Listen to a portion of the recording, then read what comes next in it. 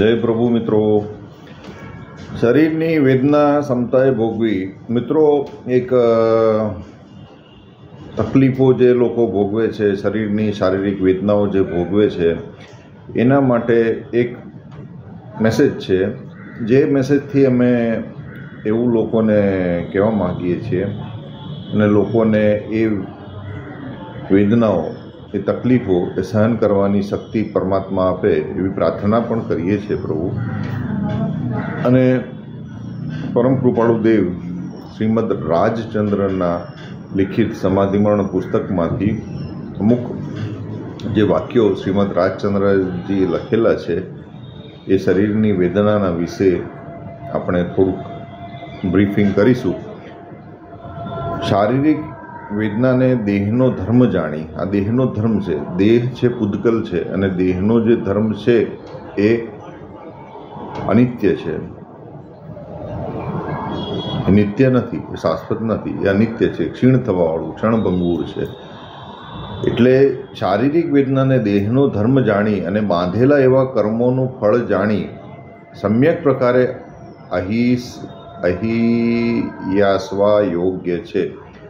એનો અર્થ એ છે કે આપણે ભલે આપણી સ્મૃતિમાં હોય કે ના હોય, કે પૂર્વના હોય કે ક્યારના હોય, હવે કયા કર્મોનું આપણે જે ફળ ભોગવીએ છીએ આપણને ખ્યાલ નથી, તો એ કર્મ કોણ કયું હતું, શું હતું, એ વિશે એની મૂંઝવણમાં પડ્યા વિના આપણે ફક્ત એ કર્મોનું ફળ જાણી સમ્યક પ્રકારે એને સહવા યોગ છે. ઘણીવાર શારીરિક વેદનાનું બળ વિશેષ પડતું હોય છે, ત્યારે ઉપર જે કહ્યું તે સમ્યક પ્રકારે રૂડા જીવોને પણ સ્થિર રહેવું કઠણ થાય છે.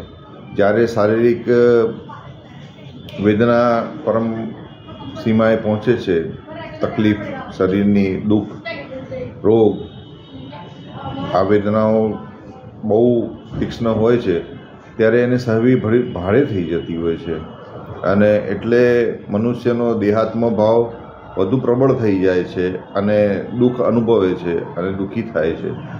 પરંતુ તે પાછું એક જ વસ્તુ સ્મરણ કરવા યોગ્ય છે કે મનુષ્યનું શરીર એ અનિત્ય છે અને ક્ષણભંગુર છે, અને દેહાત્મનો પૂદગલ હોવાથી એનો જે ભાવ છે, એનો જે સ્વભાવ છે એ દુઃખવું, કળવું એનો સ્વભાવ છે. પરંતુ મનને એનાથી વિચલિત ના થવા દેવું જોઈએ. હૃદયની વિશે વારંવાર તે વાતનો વિચાર કરતા અને આત્મા નિત્ય છે, અછેદ છે, અભેદ છે, જરા મરણાદિ ધર્મથી રહિત ભાવતા વિચારતા કેટલીક રીતે તે સમ્યક પ્રકારનો નિશ્ચય આવે છે. મોટા પુરુષોએ અહીંયા હિસાયેલા એવા ઉપસર્ગ તથા પરિસરના પ્રસંગોની જીવનમાં સ્મૃતિ કરી તે વિશે તેમનો રહેલો અખંડ નિશ્ચય તે ફરી હૃદયમાં સ્થિર કરવા યોગ્ય જાણવાથી જીવને તે સમ્યક પરિણામ ફળીભૂત થાય છે, અને વેદનાના કાળે નિવૃત્ત થયે ફરી તે વેદના કોઈ કર્મનું કારણ બનતી નથી. આ બ્રહ્મ વાક્ય છે પ્રભુ. આ વાક્યમાં એટલું સ્પષ્ટ કહ્યું કે જ્યારે જો આપણે એવા પ્રસંગોની સ્મૃતિ કરીએ કે જેમાં મહાપુરુષે જે ઉપસર્ગ સહન કર્યા છે, જે તપસ્યામાં ઉપસર્ગ સહન કર્યા છે, નાનામાં નાની ભૂખની, તરસની, એ બધી વેદનાઓ આપણે જોઈએ છે કે ઘણા સાધુઓ સહન કરતા હોય છે, ઘણા પરિસર સહન કરતા હોય છે, અને ઉપસર્ગો પણ આવે છે. આતતાઈઓ સાધુ પુરુષોને હેરાન કરે છે, આતતાઈઓ સાધુ પુરુષોની પરીક્ષા લે છે, અને આતતાઈઓ રાક્ષસો કહો કે આતતાઈ કહો એ હંમેશા ઉપસર્ગ જીવનમાં ના હો છતાં પણ ઉપસર્ગો પેદા કરે છે, અને એ તપસ્યાની પરીક્ષા લેવા કારણભૂત બને છે. હવે મિત્રો, આવા જ્યારે ઉપસર્ગો જે કોઈ પણ નિમિત્તથી બન્યા હોય, જે મનુષ્યને આવે છે, જે પ્રકૃતિના ઇમ્બેલેન્સથી કે કોઈ પણ મનુષ્યોના એવા કર્મોથી અને સામૂહિક કર્મોથી એ બધા ઉપસર્ગો પરિસરો સહન કરવા એ આપણો ધર્મ બની જાય છે. અને એ સહન કરવાથી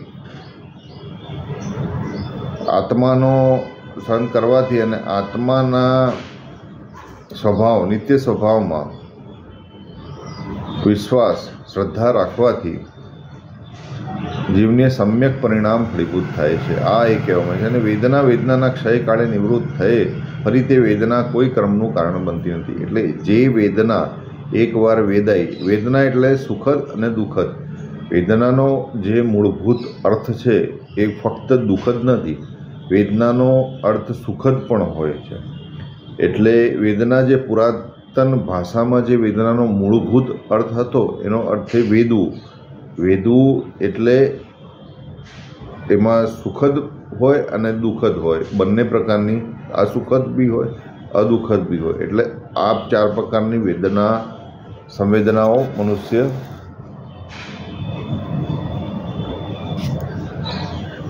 સહન કરે છે. પણ જો એ વેદનાનો ક્ષયકાળ, એ વેદના જ્યારે નિવૃત્ત થઈ જાય છે એટલે એ વેદના કોઈ કર્મનું કારણ થતી નથી. એટલે આ કર્મના અનુસંધાને છે. શરીરનું મોહ મમત્વ ત્યાગી જ્ઞાનીની આજ્ઞાએ વર્તવું. જ્ઞાનીની આજ્ઞાએ વર્તવું એટલે અહીંયા જ્ઞાની કોણ? તો અરહંત ભગવાનો, અરહંત પરમાત્મા પુરુષો જે થઈ ગયા એમની આજ્ઞા, જેમ કે શ્રીમદ રાજચંદ્ર, જેમ કે મહાવીર, જેમ કે બુદ્ધ, જેમ કે કૃષ્ણ, આવા જે મોહ મમત્વ ત્યાગેલા જે પરમાત્મા અને પરમાત્મા તુલ્ય મહાપુરુષો અને સાધુ પુરુષો, જે સિદ્ધો, જે અરહંતો, જે ઉપાધ્યાયો, એ જે પેદા થયેલા, એમનું જે કારણ હતું, એમનું જે જીવન હતું, એમની જે જીવની છે એ સ્મૃતિમાં લાવીને એમની આજ્ઞાએ વર્તવું. વ્યાધિરહિત શરીર હોય તેવા સમયમાં જીવે તો તેનાથી પોતાનું જુદાપણું જાણી, તેનું અનિત્યાદિ સ્વરૂપ જાણી, તે પ્રત્યેથી મોહ મમત્વાદી ત્યાગ્યા હોય તો તે મોટું શ્રેય છે.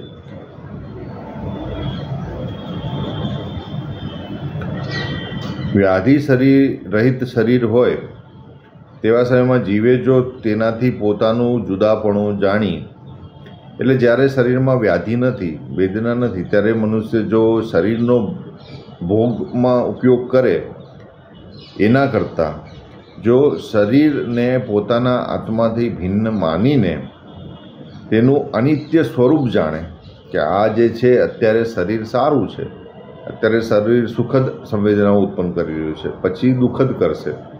સુખદ દુઃખદ આ શરીરનો અનિત્ય સ્વભાવ છે. તે પ્રત્યે મોહ મમત્વ ના હોવું અને એ મોહ મમત્વ જો ત્યાગી લે એવા સમયે તો તે કોઈપણ જ્યારે શરીરમાં વ્યાધિ ઉત્પન્ન થયે તેવી ભાવના ભાવતા જીવને નિશ્ચળ એવું ઘણું કરીને કર્મબંધન થતું નથી. એટલે આ કર્મબંધનની વાત છે કે દુઃખે દુઃખી ના થવું, સુખે સુખી ના થવું. આ શરીરનો પૂતગલ છે, શરીર અનિત્ય છે, શરીરનો સ્વભાવ છે, હાડમાંસથી બનેલું આ જે શરીર છે એનો આ સ્વભાવ છે કે જે વેદના ઉત્પન્ન કરે છે. એ વેદનાથી વેદી લેવી, સમ્યક પ્રકારે અહિંસાવી, એ આપણો ધર્મ છે. અને મહાવ્યાધિના ઉત્પત્તિ કાળે તો દેહનું મમત્વ જીવે જરૂર ત્યાગી જ્ઞાની પુરુષના માર્ગની વિચારણાએ વર્તવું એ રૂડો ઉપાય છે. અને જ્યારે મહાવ્યાધિ ઉત્પત્તિ થાય છે શરીરની, ત્યારે તો જીવે દેહનું મમત્વ ત્યાગી જ દેવું જોઈએ. પરંતુ મનુષ્ય દરેક વખતે આ ભૂલ કરે છે. જ્યારે દેહ વેદના આપે છે ત્યારે દેહના ઉપર એવું નથી થતું કે આ મારો દેહ નથી, મારો દેહ હોતે તો મને શું આટલી વેદના આપતે. અને એ દેહની જે વેદના છે એનાથી પરેની અવસ્થા છે કે અનિત્ય સ્વભાવવાળા એ દેહમાં ક્યાં મમત્વ રાખે છે, ક્યાં એને પોષવામાં દિવસ રાત લાગેલો રહે છે, ક્યાં એને સવારવામાં એમાં લાગેલો રહે છે. આ વસ્તુ, આ જે વાક્યો છે પરમ કૃપાળુ દેવના છે. શ્રીમદ રાજચંદ્ર એ વિષમ કાળમાં ભૂખ, તરસ, આ બધી ઇન્દ્રિયોનો સંયમ કરેલો અને તપેશ્વરી હતા. એટલે એમને આ બધું જ વસ્તુ એમના જ્ઞાનમાં, સમ્યક દર્શનમાં જાણેલું છે. એવા શબ્દો છે. એટલે આ શબ્દો ફેંકી દેવાના નથી. આ તો તીર્થંકરોની વાણી છે. અને જો પ્રભુ, જો બાપ, તમે જો તીર્થંકરોની વાણીને માન આપો અને આને પોતાના જીવનમાં ઉતારો તો આ હાજર દેવ જ છે. આ જ્ઞાનીની આજ્ઞાઓ જ છે. જ્ઞાની પુરુષની માર્ગની વિચારણાએ વર્તવું એ રૂડો ઉપાય છે. જો કે દેહનું કેવું મમત્વ ત્યાગવું કે ઓછું કરવું એ મહાદુષ્કર વાત છે. તથાપિ તેનો તેમ કરવા નિશ્ચય છે તે વહેલે મોડે ફળીભૂત થાય છે. શરીર આત્માર્થમાં ઉપયોગી થાય તો ઔષધ કરવામાં બાધ્ય નથી. આ જે શરીર છે જો આત્માના કાર્યમાં ઉપયોગી થાય તો ઔષધ કરવામાં બાધ્ય નથી. પરંતુ જો એ આત્માર્થમાં જો ઉપયોગ કરવાનો ના હોય તો એમાં ઔષધિ કરીને એને ઠીક કરવાનો શું ઉપાય હોય? જ્યાં સુધી દેહાદિથી ફરી જીવને આત્મકલ્યાણનું સાધન કરવું રહ્યું છે ત્યાં સુધી તે દેહને વિશે અપારિણામિક એવી મમતા ભજવી યોગ્ય છે. જ્યાં સુધી દેહાદિથી ફરી જીવને આત્મકલ્યાણનું સાધન કરવું રહ્યું છે ત્યાં સુધી તે દેહને વિશે અપારિણામિક એટલે એનું કોઈ પરિણામ ના આવે એવી મમતા ભજવી યોગ્ય છે. એટલે કે આ દેહના કોઈ ઉપચાર કરવા પડે તો તે ઉપચાર દેહના મમત્વાર્થે કરવાની ઈચ્છાએ નહીં કરવાના, પણ તે દેહે કરી જ્ઞાની પુરુષના માર્ગનું આરાધન થઈ શકે એવો કોઈ પ્રકારે તેમાં રહેલો લાભ તે લાભને અર્થે અને તેવી જ બુદ્ધિએ તે દેહની વ્યાધિના ઉપચારે પ્રવર્તવામાં બાધ્ય નથી. જે કંઈ તે મમતા છે તે અપારિણામિક મમતા છે. એટલે પરિણામે સમતા સ્વરૂપ છે, પણ તે દેહની પ્રિયતાર્થે સાંસારિક સાધનમાં પ્રધાન ભોગોનો એ હેતુ છે તે ત્યાગવો પડે છે. એવા આર્થ ધ્યાને કોઈ પ્રકારે પણ તે દેહમાં બુદ્ધિ ન કરવી, આર્થ ધ્યાન ન કરવું. એવી જ્ઞાની પુરુષના માર્ગની શિક્ષા જાણી આત્મકલ્યાણનો તેવા પ્રસંગે લક્ષ્ય રાખવો યોગ્ય છે. સર્વ પ્રકારે જ્ઞાનીનું શરણ લઈ નિર્ભય અને ખેદ રહિત રહેવું. સર્વ પ્રકારે જ્ઞાનીના શરણમાં બુદ્ધિ રાખીને નિર્ભયપણાને, નિખેદપણાને ભજવાની શિક્ષા શ્રી તીર્થંકર જેવાએ કહી છે. અને અમે પણ એ જ કહીએ છીએ. કોઈ પણ કારણે આ સંસારમાં કલુષિત થવા યોગ્ય નથી. અવિચાર અને અજ્ઞાન એ સર્વ ક્લેશનું, મોહનું અને માઠી ગતિનું કારણ છે. સદવિચાર અને આત્મજ્ઞાન એ આત્મગતિનું કારણ છે.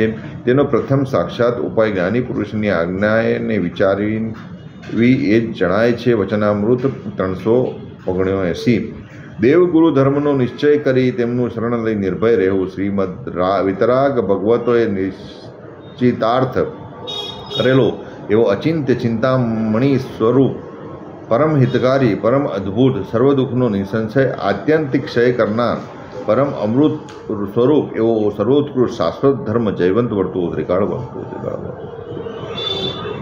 તે શ્રીમદ અનંત ચતુષ્ટય સ્થિત ભગવતોનો અને તે જયવંત ધર્મનો આશ્રય સદૈવ કર્તવ્ય છે.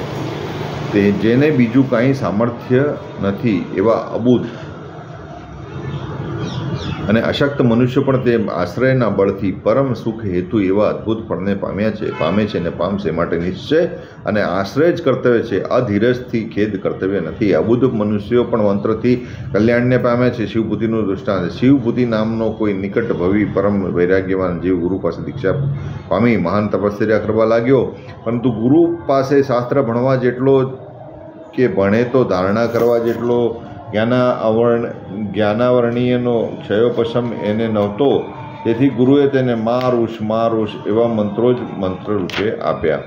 આ શબ્દો તે ગોખવા લાગ્યો. ગોખતા તે પણ શુદ્ધ ન રહ્યા, પણ માસ તુષ યાદ રહ્યું ને ગોખવા લાગ્યો. કોઈ વેળા એક સ્ત્રીને સુપડા વડે અડદને ઉપણતા જોઈ તેણે પૂછ્યું કે તું શું કરે છે બાઈ? બાઈએ કહ્યું, માસ તુષ ભિન્ન કરું છું, એટલે અડદને છોડા કરું છું.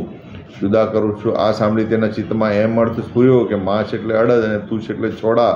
એમ ભિન્ન છે તેમ સારરૂપ એવો આત્મા અને અસાર એવું શરીર બંને ભિન્ન ભિન્ન છે. એવા ભાવ સહિત માશ તુષ ભિન્ન ગોખતા તેને આત્માનો અનુભવ થવા લાગ્યો અને તે આત્મભાવનાની એકાગ્રતામાં ચૈતન્ય માત્ર આત્મામાં લીન થઈ જતા ધાતી કર્મનો નાશ કરી કેવળ જ્ઞાનને પામ્યો. આવી ભાવોની શુદ્ધિથી અપૂર્વ સિદ્ધિ થઈ, માટે ભાવ શુદ્ધ કરવાનો જ સત્પુરુષોનો પ્રધાન ઉપદેશ છે. ઓમ